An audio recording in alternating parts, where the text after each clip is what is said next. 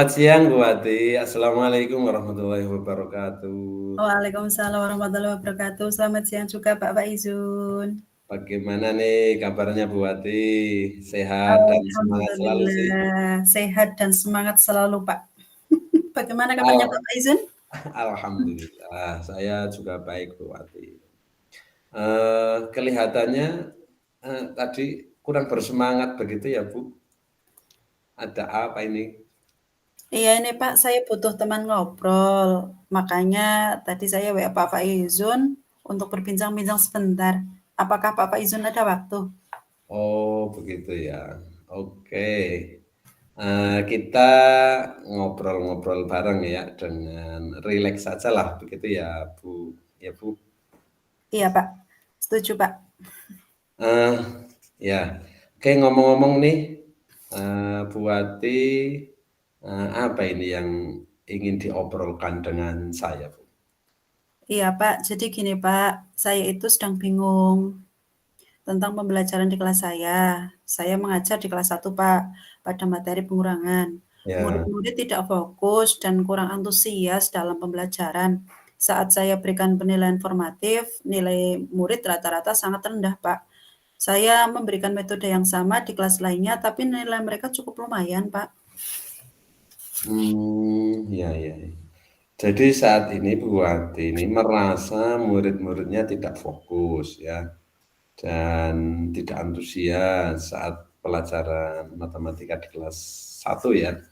Eh, apa ini tentang materi pengurangan sehingga nilai mereka kurang bagus begitu ya? Iya, Pak Faizun, saya rasakan kok murid-murid di kelas itu kurang paham mengenai materi pengurangan itu. Mereka tidak meributkan, tetapi malah terlihat bosan dan tidak bersemangat, Pak. Oke Bu ya. Eh, ini ya karena waktu kita ngobrol ini pendek ya Bu Wati. Kira-kira yang ingin dari kita ngobrol-ngobrol ini yang Bu Wati ini ingin mendapatkan apa ini dari kita ngobrol-ngobrol ini? Saya sih sangat berharap ya Pak bisa mendapatkan solusi dari ngobrol-ngobrol kita ini. Solusi supaya murid-murid di kelas saya bisa fokus kembali dan antusias dalam pelajaran matematika, materi pengurangan Pak. Sehingga nilai mereka bisa menjadi lebih baik lagi. Begitu Pak. Oke, oke. Berarti mencari solusi ya supaya apa ini murid-murid ini bisa fokus dan pada materi pelajaran matematika nanti bisa antusias eh, mengikutinya, begitu ya, Bu? Betul sekali, Pak, supaya murid-murid paham materi yang saya bawakan itu. Saat saya mengajar sudah menggunakan media stik es krim, kemudian dengan menjelaskan tentang pengurangan dan memberi contoh-contoh, saya sudah merancang stik es krim yang menarik dan bagus, bahkan sudah saya tempeli dengan benda-benda seperti gambar buah-buahan. Tapi yang saya lihat kok murid saya itu kayak semakin bosan begitu, Pak, dan tidak memperhatikan. Endingnya saat penilaian, nilai mereka tidak sesuai dengan ekspektasi yang saya harapkan, Pak. Ya. Sebenarnya yang dilakukan Bu Wati itu sudah sangat bagus ya. Tapi gini ya Bu, menurut Bu Wati nih ya, anak-anak yang fokus, yang antusias, dan memahami materi pengurangan ya. Ini anak yang seperti apa Bu? Eee, Bagaimana ya, Pak? Kalau menurut saya sih, murid yang fokus dan antusias itu yang memperhatikan pembelajaran dan ikut berperan aktif dalam kegiatan itu, Pak. Lalu yang memahami materi itu dengan jelas, misalnya tahu langkah-langkah pengurangan itu seperti apa, sehingga nantinya kan, siswa tersebut, mendapat nilai yang sesuai dengan harapan saya, begitu, Pak. Oke, jadi begitu ya. Kalau idealnya ya, idealnya murid yang fokus, antusias seperti yang dijelaskan Bu Wati itu eh, yang seperti apa, Bu? Ya yang Tadi seperti itu ya? Iya, yang aktif, Pak, yang Oh anaknya ya, tidak, apa namanya, tidak terlihat bosan, oh ya, kemudian ya. juga tadi mendapatkan nilai yang Oke. bagus gitu, Nah, Pak. berarti kalau murid-murid ada di level itu ya, kita katakan poin levelnya ini 10 yang ideal tadi ya. Terus anak-anak yang tidak fokus, tidak antusias, belum mampu memahami materi, ini ada di level 1. Ini terus menurut Bu Wati ini ya, murid-murid di kelas Bu Wati itu, di kelas 1 tadi ya, Iya, Pak. ini ada di level berapa, Bu? Kalau saya amati sih ya Pak, rata-rata masih berada di level 5.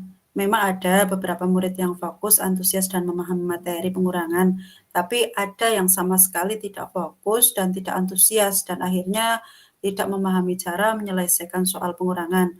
Ya, kira-kira berada di level 5 itu sih Pak. Level 5 ya. Oke, menurut Bu Wati, murid Bu Wati itu berada di level 5 ya. Untuk bisa fokus, antusias, dan bisa memahami materi ya. Apakah ada kemungkinan murid-murid ini berada di level 10, Bu? Mungkin bisa ya Pak Faizun untuk memahami materi pengurangan berada di level 10, tapi kalau untuk fokus dan antusiasnya mungkin bisa dinaikkan ke level 8 dulu Pak, karena kan itu perlu proses. Baik, level 10 untuk memahami materi dan level 8 untuk fokus dan antusiasnya ya. Iya. Menurut Bu Wati ya, apa sih yang bisa Bu Wati lakukan ini untuk membantu murid Bu Wati di kelas 1 supaya bisa berada di level itu dalam memahami materi, fokus dan antusiasnya, Bu? Itu Pak yang saya masih bingung. Mau apa ya Pak? Saya sempat terpikir untuk melakukan pembelajaran berdiferensiasi sesuai kebutuhan belajar murid ini Pak, yang seperti kita lakukan waktu di pembelajaran guru penggerak modul 2.1 itu loh Pak. Ya, ya, ya. Apa ini? Bagus sebenarnya itu idenya, Bu. Sekalian mengimplementasikan kurikulum merdeka ya. Terus kira-kira ini, coba rencana aksinya ini secara singkatnya bagaimana Bu Wati?